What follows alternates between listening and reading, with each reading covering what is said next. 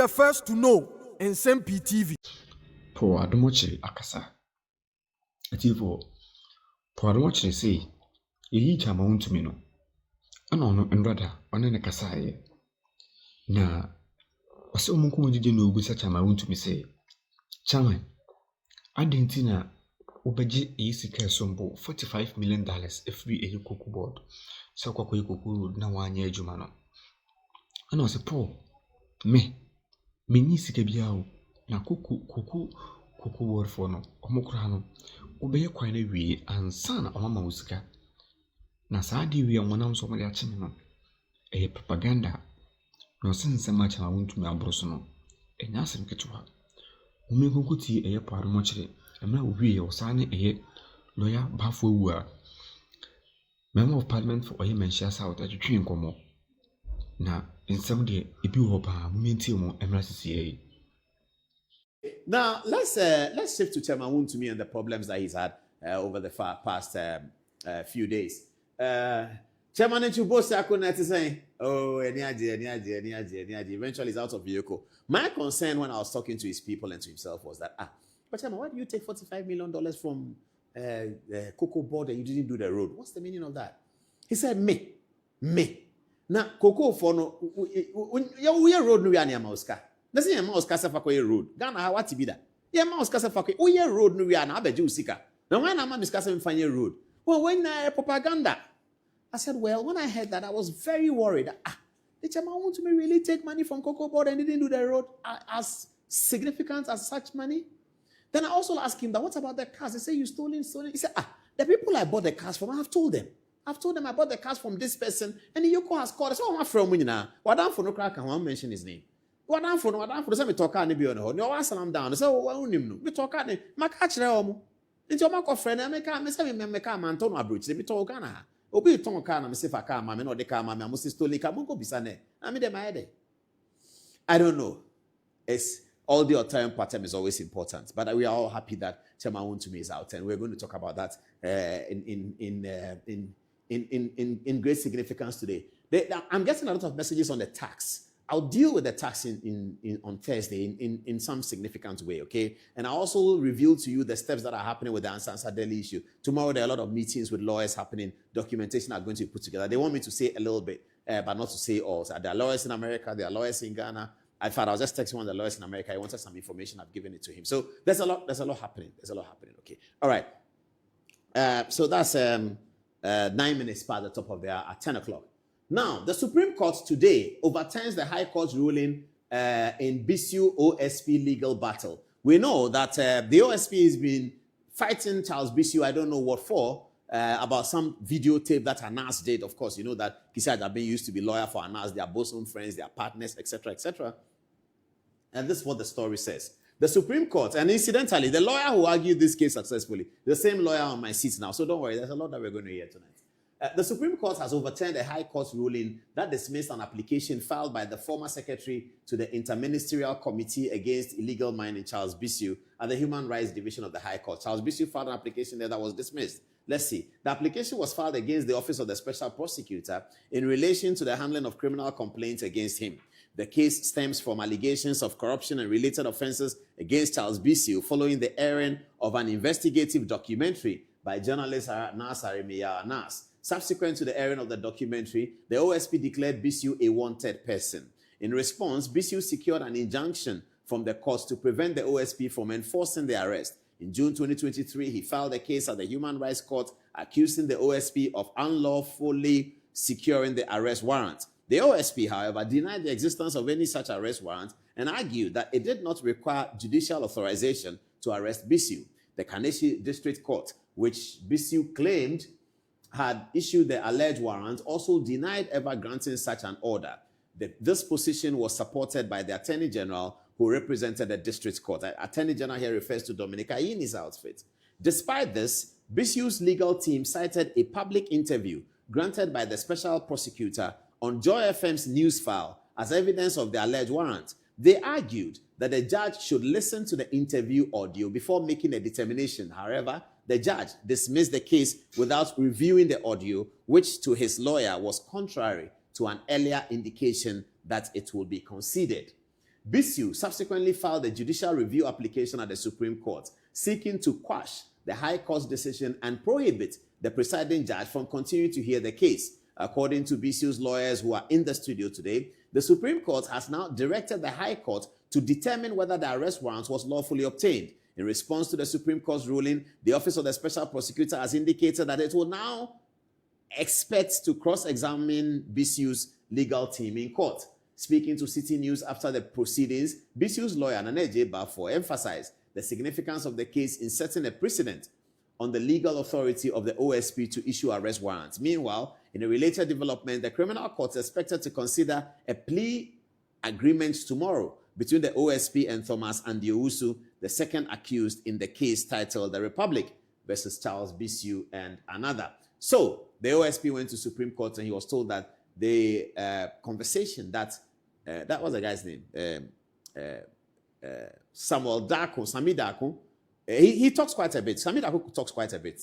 I mean, I don't know how much seasoned lawyer he is, and when he talks, I don't know whether his constitutional law is sound or not, but that's up to him. And he talks quite a bit, and he talks a whole lot. I mean, he was a journalist. I'm not sure the extent of distinction he got in journalism, but he went to study law, and he talks a lot. So he's the one who has created a problem for Kisi Ajabe because he went on Joy FM to blab. And the blabbing has created a problem for Kisi Ajabe, who wanted to say that I didn't get any arrest warrant. And they said, but the guy was on Joy FM, said that there was an arrest warrant that was obtained. And then they played it and said, yes, you got an arrest warrant. The arrest warrant was not properly taken. The High Court should look at it. That's the kinds of things that the OSP does. But now we are moving straight into the OSP's big conversation. Do you have a video of him talking about Ken Ofori-Atta, and then we can move on? Now, this is the OSP here. This is Kisi Ajabe flying in this plane to go and interview President Mahama's brother abroad. He didn't even tell us that he was taking taxpayers' money to fly abroad to interview President Mahama's brother. Kisi Ajabe didn't tell us. He took taxpayers' money, your money, my money, 10 cedis, 5 cedis, 20 cedis, 6 cedis, the money that you pay at the tour. When the Abaye people go and beat them in Makola, the money they collect, they give it to Kisi Ajabe to buy air tickets and fly to go and interview President Mahama's brother. He came back and said, there's no problem with the Airbus. We are happy with that, no problem. President Mahama is clean. But if you were able to do this for somebody who didn't hold public office, for somebody who didn't know how much money we were going to get from him, you were able to fly abroad to, and he didn't go alone. He went to military, police, and all those things he does. He travels with Ghanaian police, him in New York. You travel with him. I've been on the plane with him so many times. I've seen him in London. He said he won't shake my hand. I didn't mind him. You see him on the plane. You see plenty of soldiers around him. That's how he travels. So he takes your money, my money. He travels with himself, his security, blah, blah, blah, and they all travel. He goes with people who are not supposed to be staff of the OSP, who are staff of the OSP, but their time will come. Their time is coming. It will surely come. They are not staff of the OSP. They are on the OSP list. He travels with them. He pays taxpayers' money. He goes to interview President Mahama's brother. Why? How did I know? It is in his own report. It is in Kisi Ajabe's own report. It is there that he traveled to go and see President Mahama's brother. That is fine. No problem about it. But if you're able to go and fly to see, okay, he's here. The OSP interviewed former President Dramani Mahama on 5th January 2024 in Accra. On its own, OSP located and interviewed Samuel Adam Foster, Philip Sean Middlemiss, Leanne Sarah Davis, and Sarah Fenel outside Ghana in March 2024 in the presence of their counsel. You flew out, this is OSP's report, 5.18. You flew out to go and interview Samuel Adam Mahama. This is 8th August 2024, report of investigations into alleged bribery of Ghanaian officials by Airbus. Now, you are investigating bribery of Ghanaian officials by Airbus. You were able to travel to go and interview Samuel Adam Foster. I know him. Samuel, I've met him before. I met him in Accra here. And you were able to go and interview Samuel Adam Foster in London. Samuel Adam Foster, the allegation was that he has participated in some bribery. It's just an allegation. We don't know. You are here telling us that Ken Ofori-Atta has $58 million he sank in the cathedral hole that you are going to collect. So we at least, you've assured us that there's some $58 million to collect from Ken. Can't you take a small fraction of that money to go and interview in America so that you go with your processes? Criminal lawyers tell me today that if you have the documents, you don't need Ken Ofori-Atta. You can go to the court and begin his prosecution. And when you have finished his prosecution, you can get him. When they pronounced Sedina Tamaklo guilty, was he in Ghana? Was Sedina Tamaklo in Ghana? Look at Kisi Ajabe. Somebody was teaching criminal law. He was teaching criminal law. When you have a personal vendetta against people, you can expose yourself this way. It's terrible. That's not how the republic should be built. Sedina Tamaklo was pronounced guilty here in Accra. She was not here. She is still not here. I saw a picture from a post by Vomao today who was urging the Attorney General that before you do anything, bring Sedina Tamaklo back. I think it's a reasonable post, but it's up to them. Sedina Tamaklo was not in Ghana when she was pronounced guilty. You have been able to take plane to go and interview somebody. You cannot do the same for somebody that you have assured us that our 58 million is with him. I don't know. Lawyer Bafo. Yes, sir. The ball is in your court. Where are we on this matter? You have been studying the OSP's issues in Parliament. Where are we on this matter? Thank you very much for having me. And before we proceed, I want to commend highly the minority in Parliament. They are doing a fantastic work. But for their oversight, a yarn was going to be pulled through their eyes. We wouldn't have seen today that the so-called petrol levy, we now call it P levy or D levy. Doomsaw levy. Doomsaw levy. But in fact, Afenyo exposed them. They wanted to quickly move it through the House without a scintilla of information that was actually a tax that was going to be imposed. It was Afenyo that stood up and said, why don't you tell us that this is a levy that we are going to pay on every liter of fuel, 1 cedi? But it sounds like it's not a lot of money. Until I've now seen posts about comparing Ken Ofori-Attah's 1 cedi on e-levy of 1 cedi on 100 cedis of e-levy. And the petrol thing is what, 12 cedis? It's 12 cedis. A liter. And you are going to... So if you buy 1 liter, you pay 13 cedis. You pay 13 cedis. Okay. Paul, and the interesting thing is that, today, petrol seems to be down because of the dollar. Yes. The strength of the dollar having been weakened. But when it goes up, that is when we are going to feel it. It may not go up. President Mahama says it will range between 10 and 12. In the year 2013 or 2014 thereabouts, then Finance Minister Setekwe introduced the special petroleum levy, 17.5%. They told us it wasn't too much. But anytime fuel prices went up, that is when we felt it.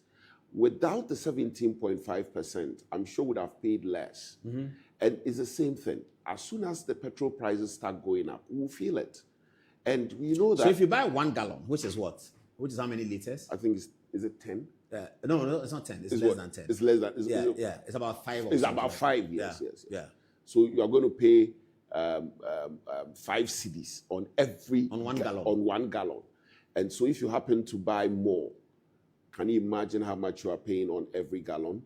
The impact is wider. Is the impact going to transfer by drivers onto the people? Of course. It's going to be transferred by drivers onto people. And it's wider. But is it true that Ken Ofori-Attah was charging 1 cedi on 100 cedis? I think it was even less. It was supposed to be 1% or so. Yeah, 1%. So 100 is 1. Yes. 1%. Yes. And that they said was too harsh. Worst of it, the e-levy, it was not rushed through Parliament in the manner which it is happening today. The bill was only introduced in Parliament today under a certificate of urgency. And as we speak, my colleagues are still there, having to watch the bill go through the motions. Oh, I see. Yes. They're doing first reading, second reading, third reading all now. Everything today. At 10:20, Parliament is sitting. The very people that accused and lambasted the Akufo-Addo government for wanting to pass the e-levy, even though the e-levy, there was a lot of stakeholder engagement and so on and so forth. This one, there's even no stakeholder engagement. GPRC have not been told? There's no stakeholder engagement. No stakeholder engagement is being done. And this has been done so cleverly, if you observed. The budget came to Parliament not long ago. Without it. Subsequently, they have brought it. Nothing stops them. But they know that if they had brought it to Parliament together with the budget, there would have been a lot of rancor. So deliberately, you see how they've paced it.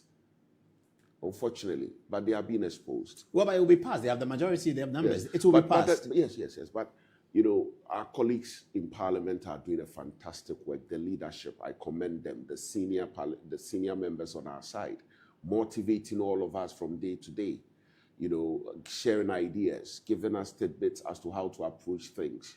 So I want to use this opportunity to commend them highly. They are doing a fantastic work. Our numbers haven't proven to be a weakness. So I commend them.